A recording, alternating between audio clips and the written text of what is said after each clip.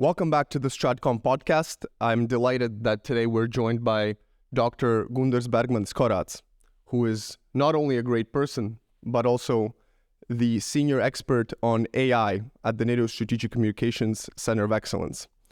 Dr. Bergmanis-Korāts holds a PhD in automatics and signal processing from the University of Lorraine and has extensive professional experience in the private sector, international organizations, and academia. Dr. Bergmanis-Korāts, thank you for joining us.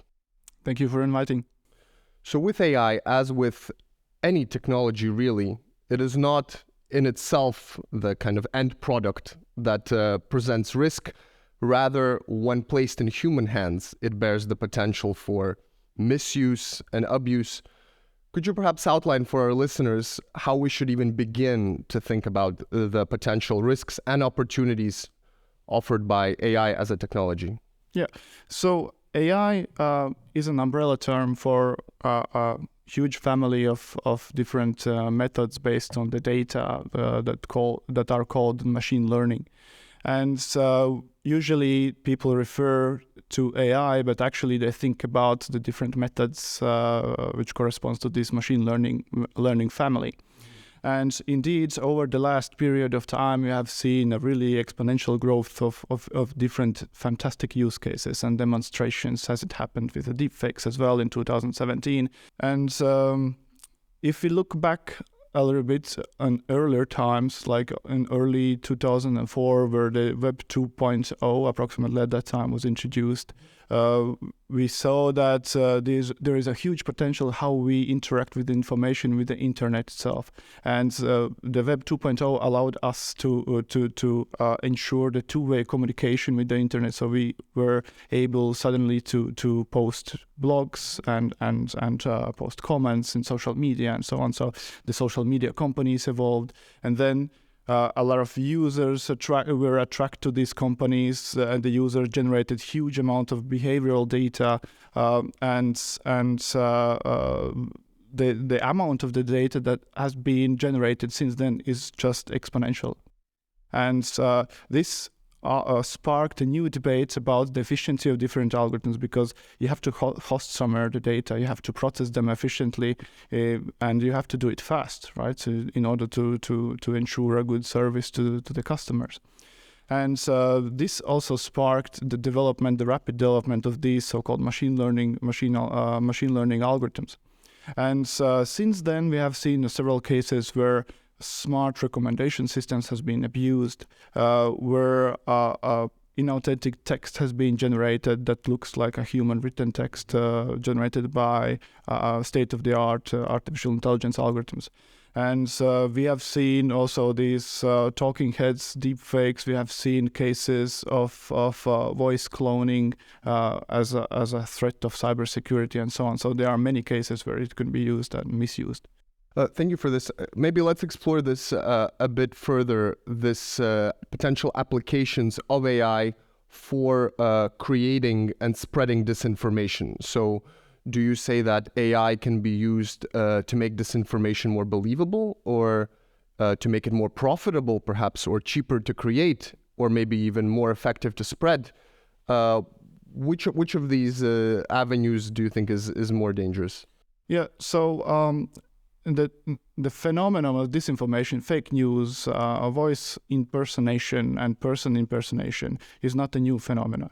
So it has been around already for a while, and Photoshop has been used to create a fake imagery and to manipulate imagery. There are different softwares used to manipulate videos and alter the voices and so on. So this is not a new phenomenon, but what people are afraid of is this exaggeration of the use cases, of different use cases, that AI will enable these malicious actors to scale up their operations. And are these fears valid? Should we be afraid of this?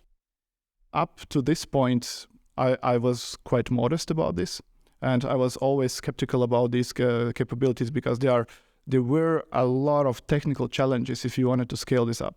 So what we did is in one of our research, we analyzed different videos posted by pro-Kremlin accounts shortly before they invaded Ukraine, during the invasion, and shortly after. And what we found out is that this technology was used sporadically, and there was no clear pattern that they are consistently using these AI manipulations in their video or image or. But there were some cases, for example, the famous video of President Zelensky allegedly telling soldiers to stand down and to surrender. So there were some cases, but you're saying they're not part of like a systematic pattern or behavior. Yeah, that particular case is quite interesting because it was a low-quality deepfake, and it was relatively easy for general audience to detect, and so it is relatively easy for different companies and different social media platforms to detect these type of videos. And this is interesting because if they would really try to push it at scale, these videos, this type of specific videos, they would reveal all their infrastructure as well. Right, so it would be a clear pattern and clear red flag for all the companies, for all the debunkers and so on, that this specific community of these social media accounts corresponds to this information campaign. It would be easier to attribute them, and as it was aggressively debunked and mocked by the Western audience, they see that there is no efficiency in this. It fired back them really fast. We surely don't want to just reproduce this kind of lazy doom and gloom narratives that AI is only risk and danger. From my understanding, there's also a lot of potential to use AI to fight disinformation and to counter it. Some say that AI could be a game changer for the journalistic profession in general. Do you share this assessment? In a way, yes. I think that currently at this very stage where you have access to these OpenAI's ChatGPT, for example, the communicators is one of the biggest winners here, because you can generate a high quality content in different languages pretty fast by providing different facts and by describing the tone you want to generate some sort of a social media post and so on. So this is quite a good opportunity for all of the communicators basically. But there are many other really useful cases where it can be applied, because what is a game changer in this specific technologies is the capability of reasoning, capability of understanding specific aspects of language, much more granular understanding of sentiment. And so basically the more reliable opinion mining and so on. These are really crucial steps when you are assessing the information environment around you, especially in military.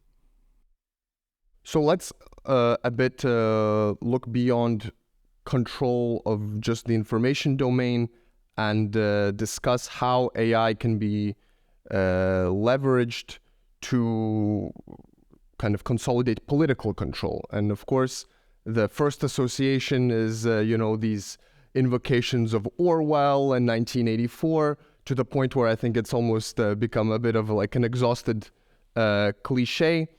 But do you think in democracies there is a legitimate place for AI-powered surveillance or AI-driven security technologies? Yes. I think I wouldn't use here a specific term surveillance. I would use here a term assessment, what is happening. Because the democracies, we are not targeting specific individuals or groups or anything. We are trying to assess how well the government is doing, how well we are doing, how well our political campaigns are doing. By our, I mean the Western countries, Western governments. And there are many ways where it can be used in a really good way, to put in a good use. And the most important one is really to use these capabilities to understand holistically what is happening in information environment. And since these large language models have been deployed a lot of companies relied on these so-called narrow AI models, these traditional Google BERT models. If you look up in Google, you will find a lot of information about these transformer type of models. And there were a lot of technical limitations for these models and performance limitations as well. And what is quite a game changer here when you start to move towards these large language models is the capability of understanding different languages. So that's one of the game changers here. So the AI is becoming less English centric. And this is what is needed actually, because imagine from the military perspective, we want to build resilience, the military resilience. We want to build the capabilities of deploying HIMARS, for example, on the borders. We want to have F-16s patrolling the air. We want to have Abrams tanks that would greatly empower the capabilities of mechanized brigades and so on. That's quite a shopping list. Yeah, that's quite a shopping list indeed, yeah. But at the same time, if you are missing out a lot of capabilities in this virtual domain, if you are concentrating on the physical domain, you are missing out a lot in this virtual domain, then for adversary to reach the cognitive domain, which is on top of all these two layers, then it's much easier. And it's easier to polarize the societies and so on. So we have to think about, especially the small countries and like less supported countries like Scandinavians, Baltics, and so on, comparing to English, Spanish, and French, for example. So are you saying that this could be some sort of equalizer, or in terms of giving these smaller countries a bit more of a fighting chance in strengthening their resilience? It's about increasing our current capabilities of understanding what is happening in information environment. It's not still perfect, but taking into account the differences, for example, between the research capabilities in language understanding and natural language processing in Latvia, and if you compare it to, for example, to France or to Germany, then there is a little bit difference here as well, and we have to admit that. And these large language models that have been trained on the global data, on multilingual data, they can give us a little bit the ability or chances to step up in this game and to build something that increases the resilience for our societies here as well. So this is quite crucial. If we look beyond the democratic world, one of the terms that has recently acquired more and more traction is called Techno authoritarianism. And it's not actually, it sounds cool, but it refers to actually a much darker reality, which is that authoritarian regimes around the world have become increasingly skilled at using these emerging technologies to actually suppress free speech, expand their surveillance powers, and kind of actually power their repression. And not only that, but they also increasingly collaborate with each other in terms of exporting these technologies and tools to one another. So for instance, Chinese mass surveillance technology is now increasingly used in Belarus, just as an example. Could you discuss a bit more the potential risks of authoritarian states or totalitarian regimes gaining hold and developing their own expertise in AI? Yeah, this is also quite interesting aspect, because when you look at these specific countries, let's consider Iran, China, Russia. If you just do a little bit searches and find out what are the government priorities in the research industry, you will see which are the fields that they are investing resources in. And for sure, China is investing in language models as well, and they launched this ERNIE AI project, which is supposed to be for a language model for financial bots, to support the financial bots, right? And this capability can be used also a little bit differently, right? Like ChatGPT can be used in different forms as well.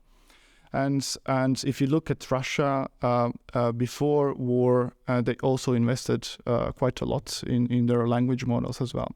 So the computer vision, a lot can be taken from the open sourced research that has been published by the Western state-of-the-art universities as well. And this gives a really great foundation to build up something which can be put in use in more malicious ways as well. And what is quite interesting, like there is a little bit, you could see it as a sort of a pattern. For example, China is building their own social media platform where you can do everything. You can shop. Their own internet, really, right? A sovereign internet as such. That's one thing. And they have WeChat. And WeChat allows you to gather news, to read the news. It allows you to do the shopping. It allows you to communicate with friends, to have calls, and so on. So this is an app that does it all. And there might be a reason for that, which is quite closed as well. There are no APIs. You cannot access it to monitor what's happening, for example, there, right? So it's being tied to very containerized. It's very containerized. And you cannot access it from the outside. You have to register and so on. And on the other hand, if you look at Russia, for example, they have Vkontakte and Odnoklassniki and all these other competitors to the Western social media platforms, and they encourage, I would say, they discourage their own populations to use the Western social media platforms to avoid sort of surveillance and data gathering. According to their narratives. So this allows them to keep their populations and their chattering and their communications on their own platforms, which gives them leverage to understand what's happening with their own populations. And machine learning models, like these language understanding models, sentiment estimations, and so on, this helps them to follow what are different people's opinion, different groups' opinions on specific political narratives and so on. So this is just the tip of the iceberg, and this is just to illustrate how these technologies can be used to tighten the information control and to moderate, to remove the anti-war, for example, narratives and so on. And that, of course, has profound geopolitical implications, right? For instance, in the case of Russia, we see that this information iron curtain has only become more and more harsh, right? With all the space for any kind of dissent being really eliminated, international free press being kicked out of the country, Western social media platforms being banned now. And now, as you say, these technologies will only kind of further enable the regime to consolidate control over the information space and, by extension, over the hearts and minds of the population. Yeah, I mean, the power is in the data. If you have access to the data, you already have a lot of power. But these AI models, these specific machine learning models, this just allows you to get better informed, much faster and much better informed to understand what's happening. Perhaps we could also, since we're on the topic of geopolitical confrontation, even conflict, could you perhaps tell us a bit more about the military applications of AI? And I mean, kind of already on the present battlefield, perhaps. Do you see these technologies being used, for example, in Ukraine already? Yeah, when people talk about using AI in military and the future of the military, it's okay to think about the fully automated weapons, drones, and so on. But that's not the only thing. That's the physical dimension. And indeed, we will see more and more robotics being used on the battlefield to save soldiers' life, to save lives, to save soldiers' lives, to do reconnaissance and attack missions, maybe like drone attack missions more efficiently and so on. But one of the one of the dimensions that are that's being shaped a lot by this technology is this virtual dimension. And on the battlefield, indeed, a lot is happening on social media platforms and news outlets as well.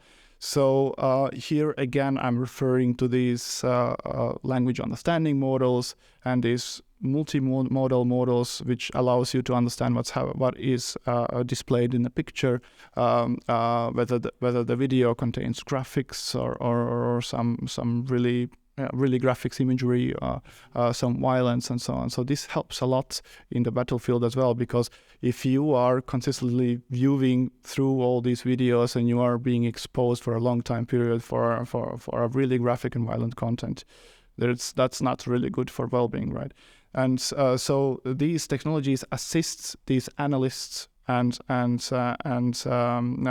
military officers to understand what is happening on this information environment. So basically, it enables slowly to understand holistically all these operational environment.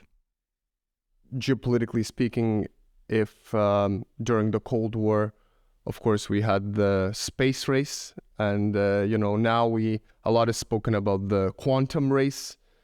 Do you believe there's a similar contestation between the West and China and Russia and other actors to reach a certain threshold of competence in these technologies for geopolitical purposes?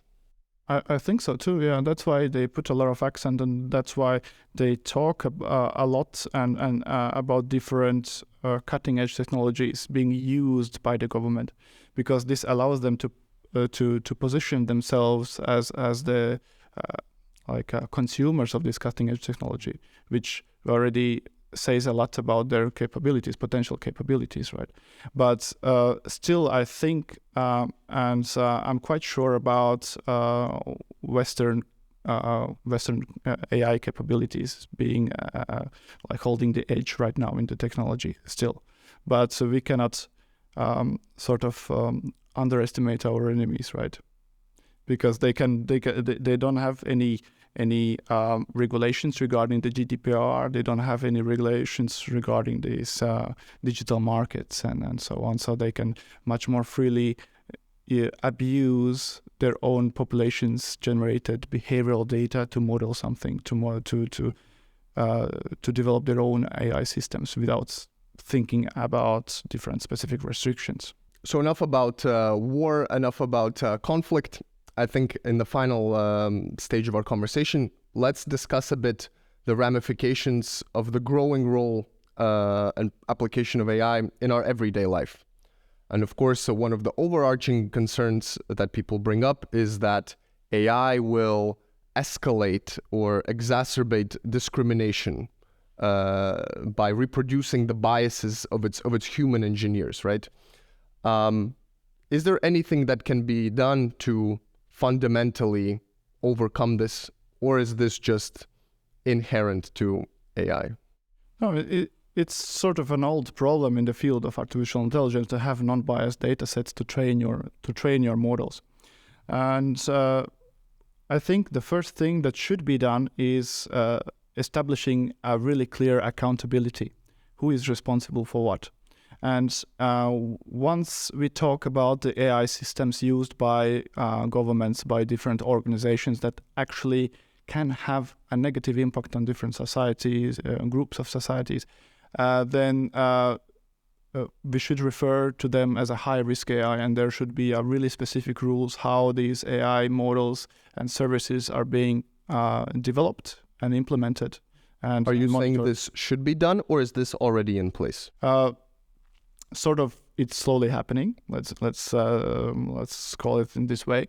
And the companies like OpenAI, they invest a lot in their own monitoring systems. They have always this human in the loop operator who is following up whether there is happening a misuse of their AI services and so on. And but there have been cases where law enforcement has been using a software where the model is sort of a biased and target specific minorities more than others. Or in banking systems, there are some reports in media stating that these banking ranking algorithms are actually ranking worse specific gender. And so on. So there are use cases already, but we have to learn really fast from them, and we have to mitigate these biases. And one of the ways how to do it, and this fundamental step where you have to start, is actually to have a clear understanding who is responsible for what, because we cannot just blame the algorithm. Someone created it. Someone gathered the data together. There have been many people involved in order to create this type of system. And so we have to have a clear understanding who is responsible for what. Because it also sounds potentially dangerous to allow just these companies to monitor themselves, right? That certainly could create some sort of vulnerability. So do you think this oversight has to come at the national level or at the EU level in the European context? Definitely at the EU level, and there is already work happening in this way.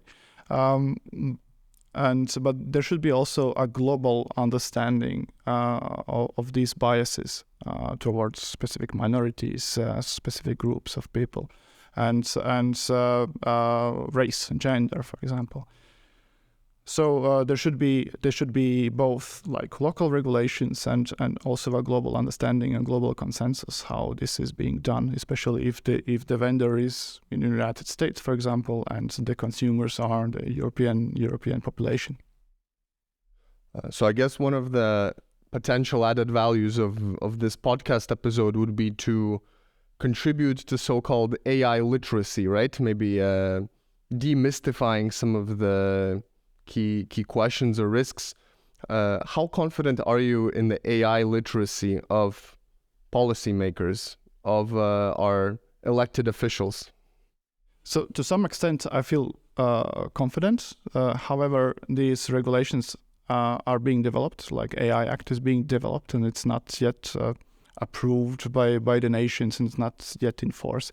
But there is, for example, Digital Services Act, and we have in our center we have a clear understanding of the main weaknesses and strengths these regulations impose, and there will be a lot of challenges for different countries, for different EU countries, when this will be fully in force.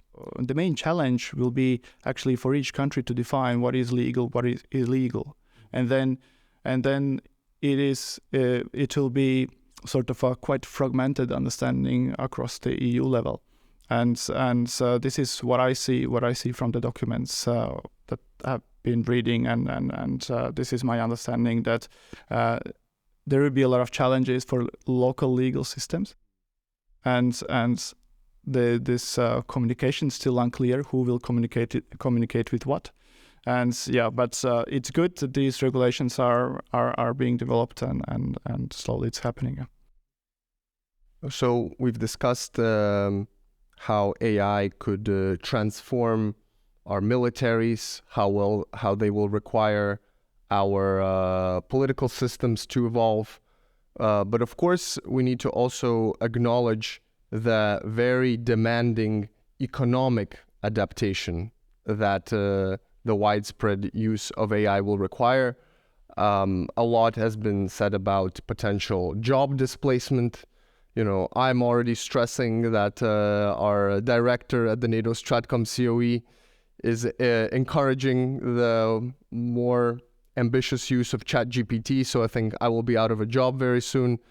Could you maybe sketch out how our economic systems will need to adapt?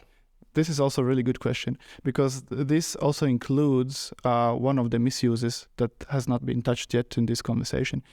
One of the misuse of this cutting-edge AI technology is using it for stupid and silly purposes, because there are so many interesting things you can do with this technology. What are these stupid and silly purposes? Let's say I'm asking AI, this is what I've seen in different blogs and different forums that people are trying to do this silly prompts, like asking AI to act as a girlfriend or something like that. This is just spending a lot of resources. This requires tremendous amount of computational power. So instead of really learning something, you just spend a lot of queries. You just create a lot of queries to generate a silly content. So this is one thing, and what I want to say with this is that people are losing their own time because the technology is developing at this ludicrous speed, and this creates a lot of anxiety for people because it's really hard to keep up.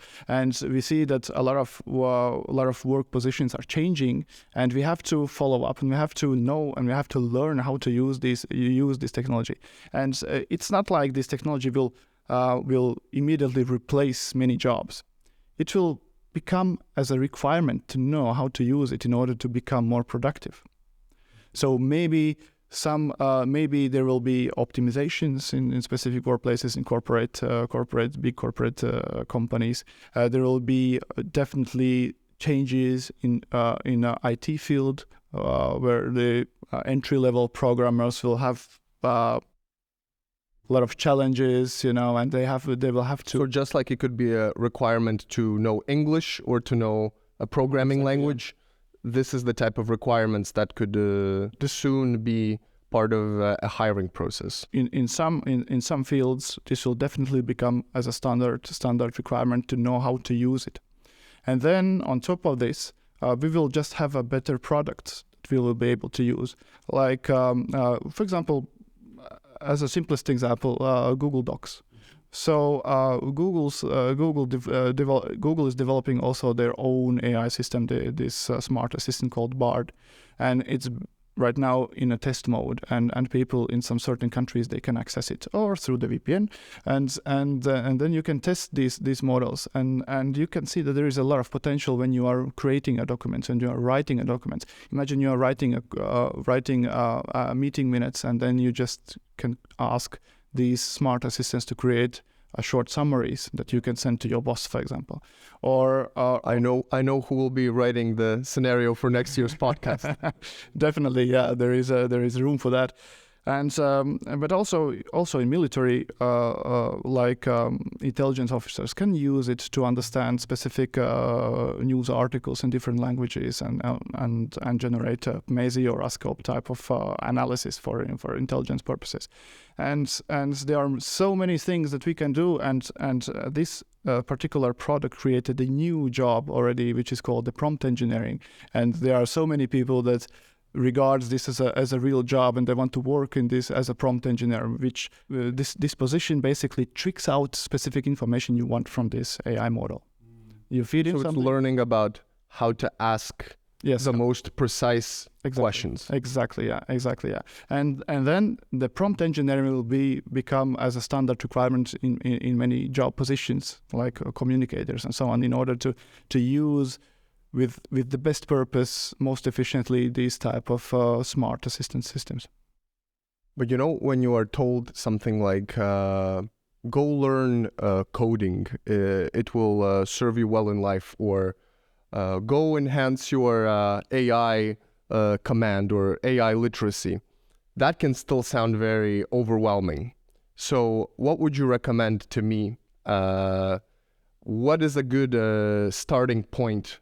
What is the good entry avenue for raising my competence, raising my skills in this field, so that I don't end up like a caveman sitting by the fire using rocks to hunt in 2023? That won't happen for sure. But let's not treat these products as some sort of a black box or magic. We have to be responsible how we use these services. And still, you need Google. You need some sort of a search engine to search how to do certain things. And over time, you can develop like intuition how to interact with these smart assistants. But basically, you can interact with the smart assistant itself, and this is how it will slowly transform the education systems as well. Because remote learning, for example, online learning, these type of smart assistants will allow people to interact in more vivid ways, in more natural ways, and explain what I don't understand. And then the system will start to fill the gaps for you and to provide the information that you really need in order to build your knowledge, right? And to pile up your knowledge. So basically, let's not treat it as a magic. Let's understand that this still is a software. It's still a large machine learning model, and there are plenty of examples how to use this in the purposeful way, and we have to leverage them as much as we can. Well, thank you for giving me this peace of mind. I think it was really a far-ranging, really, really interesting conversation. Dr. Gundars Bergmanis-Korāts, thank you so much for joining us. Thank you.